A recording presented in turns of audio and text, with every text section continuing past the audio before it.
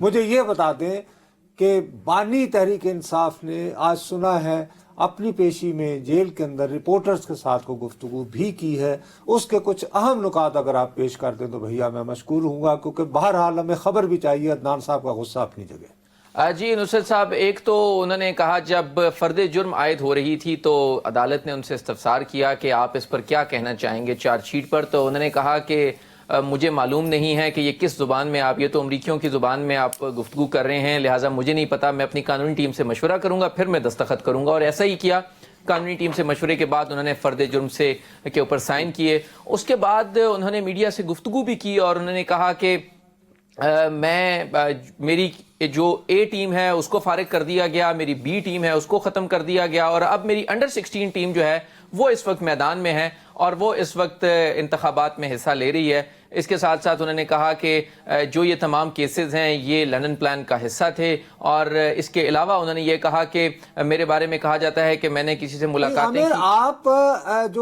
آپ یہ کہہ رہے ہیں کہ وہ یہ کہہ رہے ہیں کہ میری سی ٹیم ہے، کچھ اخبار نویسوں نے یار اس نے انڈر 16 کا لفظ بھی کہا ہے،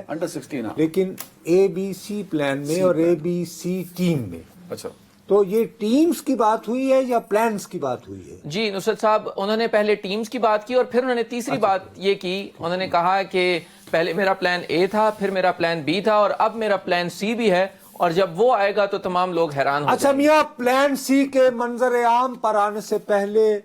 جس کے بعد ہم سب حیران ہو جائیں گے، ایک ذرا اس بات پہ بھی روشنی ڈال دیں کہ ہماری راولپنڈی کی لال حویلی سے ابھرے بقرات اصل صاحب،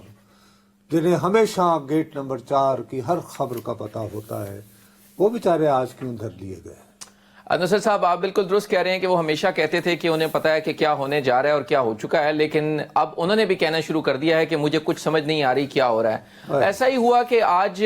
ان کی پیشی تھی انسداد دہشت گردی عدالت میں، اور وہاں پر ان کی جو 9 مئی کے مقدمات ہیں اس میں 13 مقدمات میں وہ ملزم نامزد تھے، اور آج جب عدالت نے فیصلے سنانے شروع کیے ان کی درخواست ضمانت پر، تو جو پہلے 12 مقدمات تھے اس میں ان کی ضمانت منظور کر لی گئی۔ جب 13ویں مقدمے کا فیصلہ سنایا جا رہا تھا تو جج صاحب نے بہت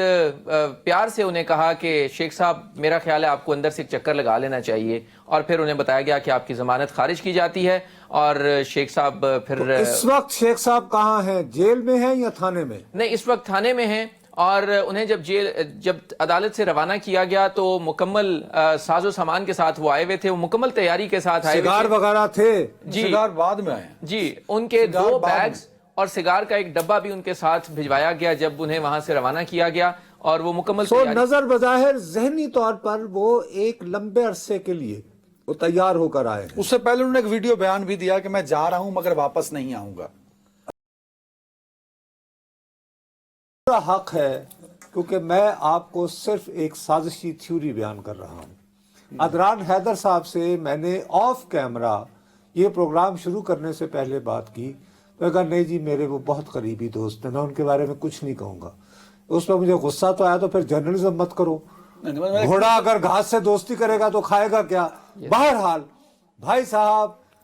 ظاہر ہے آپ کو بہت جو بڑے آدمی ہوتے ہیں ان کے ہزاروں دشمن بھی ہوتے ہیں۔ ایک بڑی پاپولر کانسپریسی تھیوری یہ چل رہی ہے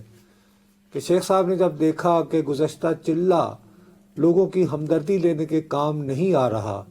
تو اس دفعہ انہوں نے فرمائش کی ہے گیٹ نمبر 4 کے اپنے پرانے رشتوں کا حوالہ دے کے غلطہ باسا جبن پھوڑو، تاکہ فرمائشی گرفتاری